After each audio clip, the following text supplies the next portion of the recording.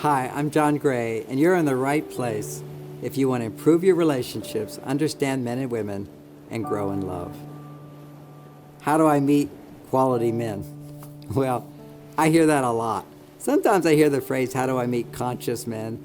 But really, that's the more popular expression today is, how do I meet quality men? So first of all, I'm going to help you meet quality men.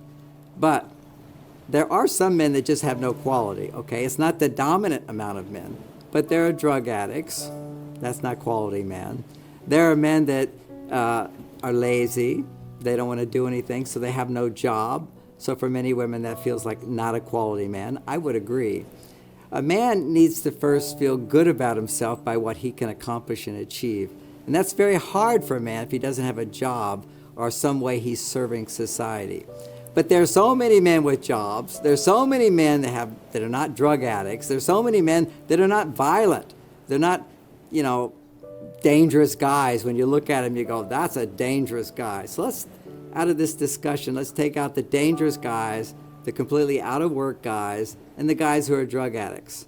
Now, push them away, because you want to stay away from those guys. But then you've got 90% of the guys are not that.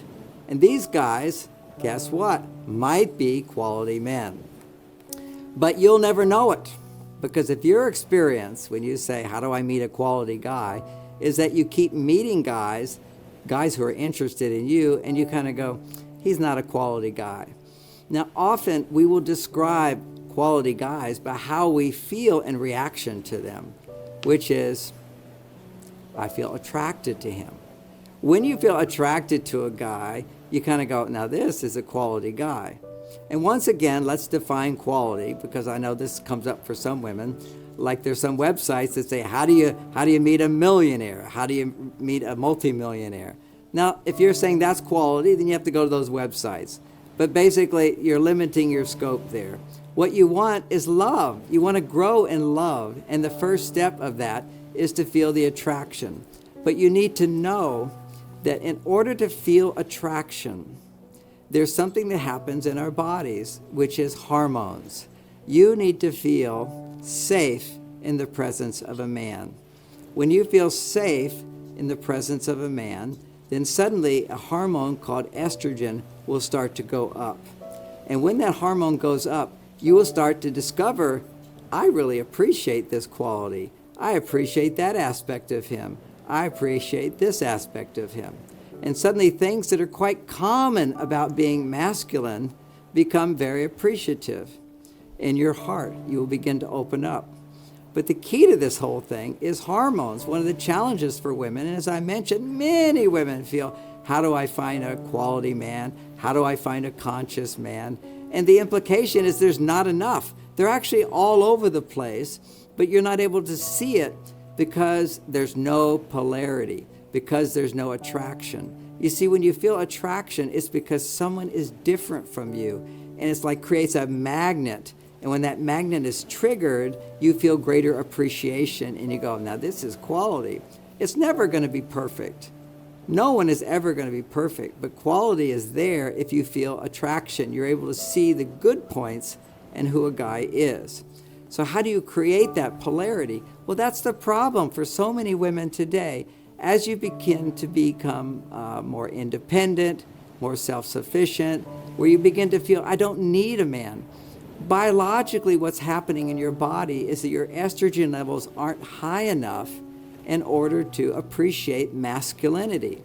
You see, it takes masculinity and femininity to feel attraction. But if you're more on your masculine side, and he's more on his masculine side, there's not going to be enough attraction. There's not enough polarity for him to behave in a way that shows his interest, his consideration, his selflessness. These are all great masculine qualities, but they don't come forth unless you're more on your feminine side, which is more emotional, more appreciative, happy, feeling positive. And also the key phrase here is feeling, I need a man. I know many women, they go, I don't need a man. It's just kind of like, I like to have a man. Truly inside, when your estrogen goes up, you begin to feel, I need a man. Now, why is that word so important? Well, if you go 3 days without eating, then you really need food. So whatever you eat will be amazing. You'll go, now this is quality. And then maybe it's only a bagel with cream cheese, but this is the best bagel I ever tasted. It's like fantastic. That's because if you feel need and you have a need fulfilled, you'll have greater appreciation. But when in your life, if you don't feel that need, then men just seem not enough. And I encounter this most of the time, not just from younger women, but from women who are older. And they say, I meet a lot of, quote, quality men, but I can't fall in love. They've got a good job, they've got a good temperament, they're very interested in me. And I go, what's wrong with me? Why can't I fall in love?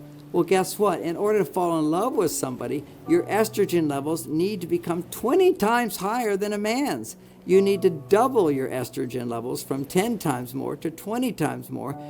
And then you begin to bond. And once you begin to bond, the attraction increases and you begin to see the positive qualities in him, because everybody's got negative limitations. That's part of life.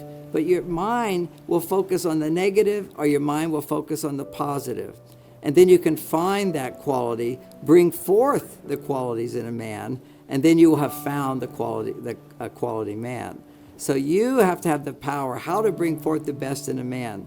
And this is a big issue. This is why I wrote a whole book on this called Beyond Mars and Venus. In that book, I teach women who are more on their independent side how to come back and find balance, not to give up their independence, not to give up their masculine qualities, but to balance it with the feminine qualities, to define that part of them, which is not being, in a sense, like a plant. It's not being watered. It's not being nurtured. But as you come back to that part, then you can begin to see men, the masculinity becomes very, very attractive. And when that happens, you're able to focus automatically on what are the positive qualities, rather the mind will always go to the negative qualities. And we have a bias in the mind.